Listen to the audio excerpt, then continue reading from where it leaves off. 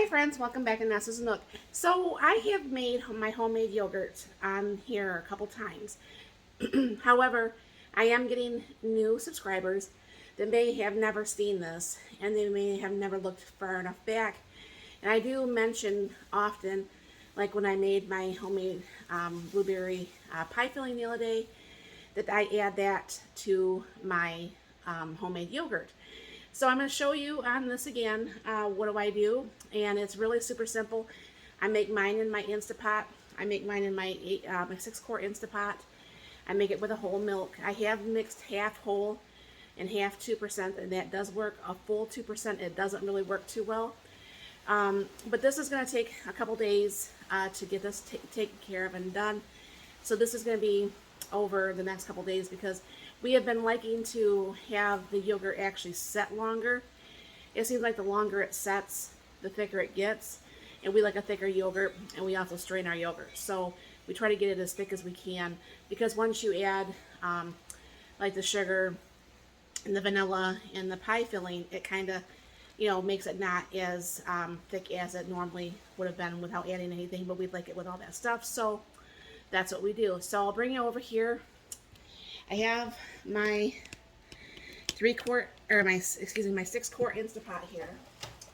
And I always start with whatever milk I have, which has been here the longest. And that way, the older milk always gets used first.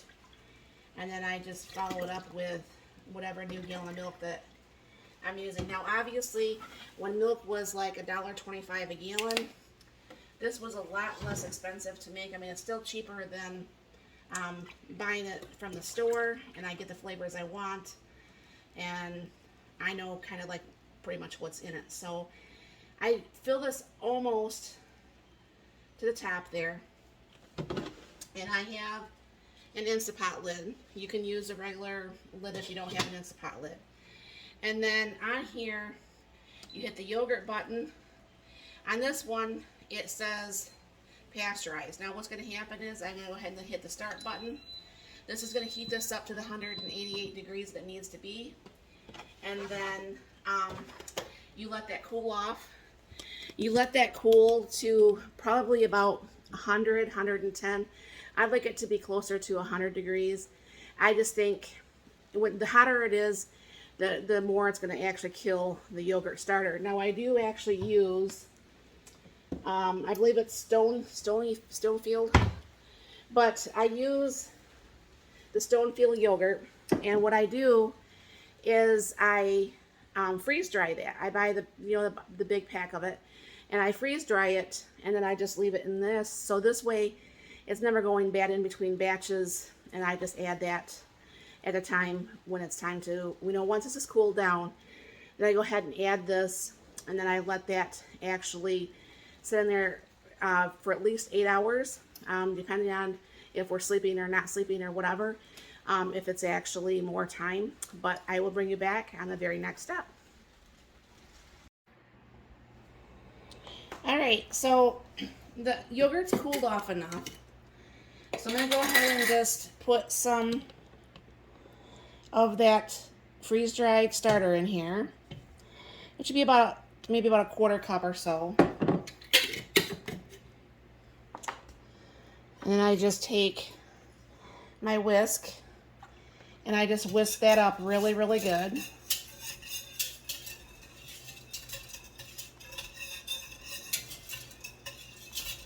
This whisks better together than when you have like the liquid one. Alright. So then what I just do is I reheat the yogurt, and then you move this over to ferment, and it's on for 14 hours. It's just not gonna be 14 hours. My husband will take this off as soon as he gets up in the morning, and all you do is hit start. In the morning it will go in the refrigerator for at least 24 hours, and then we will take it to the next step. And of course, put the lid on so it stays nice and nothing gets in there during the night while it's actually fermenting. Okay, sorry about the dark video, but it's late. And I don't want to turn on the kitchen light because my husband's sleeping. So anyways, this has been sitting here for a good day and a half, 2 days. And what I use is I use the gallon container that I got from Amazon. And I will be putting that in the link down below so you'll know what it is. And you can see over here how thick that is even without straining it, okay? But the thing is, I know for a fact when I get done, you can see about where that black line is, where the insert is. The whey will actually be up to there, so there'll be a lot of whey in this.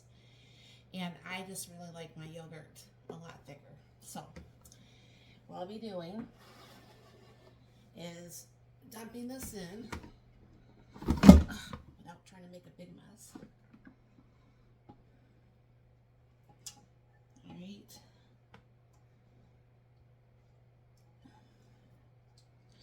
I'm just scraping the bottom here.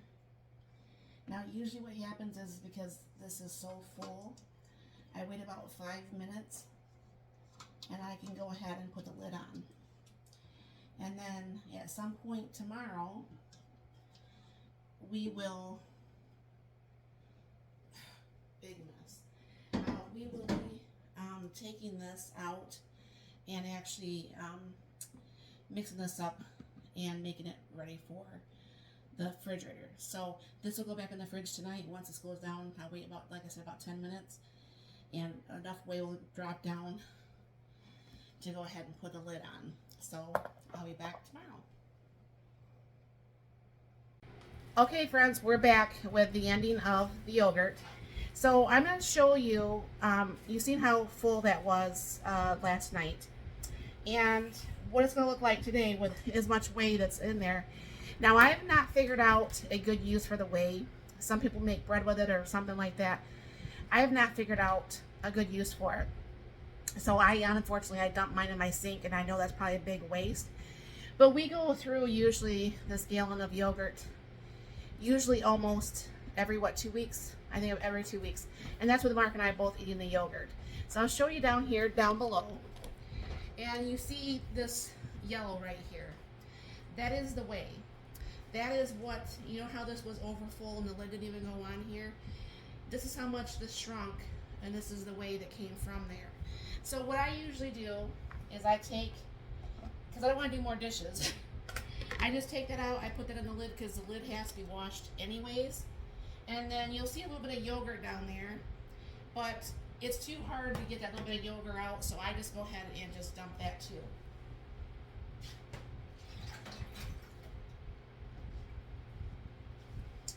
Now sometimes if we let this go for a super long time, you do actually have to put a little bit of the whey back in here because it's taken so much of it out. But if you wanted it to be thicker, you'd have to actually dump some of that whey to actually make that actually have more room to drop more whey down. So then what I just do is I just put that in there, get out a spoon and get all those, the extra here. I mean, this does tie up your Instant Pot for a couple days. This container does tie up your refrigerator for a couple days.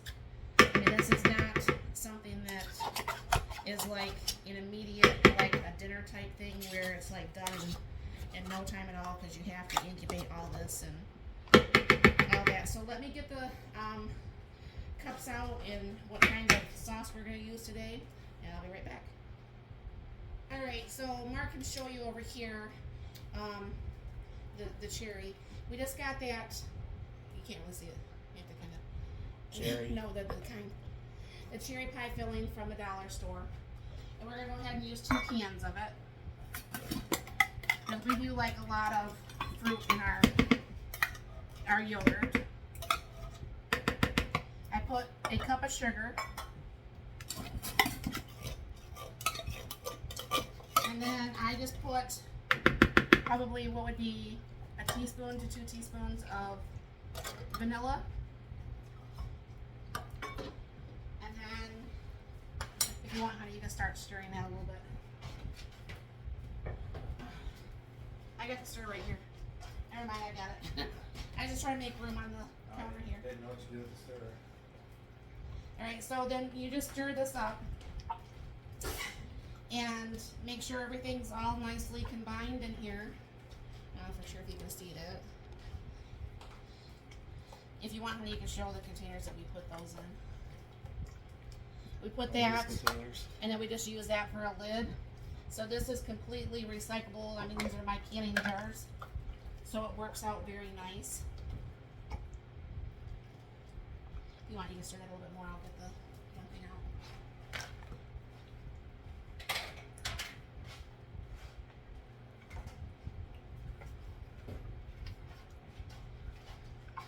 And it makes it a really nice, pretty pink color. Off to the side, one side there. And then just what I usually do is I hold the jar over the yogurt. Now these are 8-ounce jars, so this is going to be a little bit more than what the store would have. And there we go. So this makes it really super simple.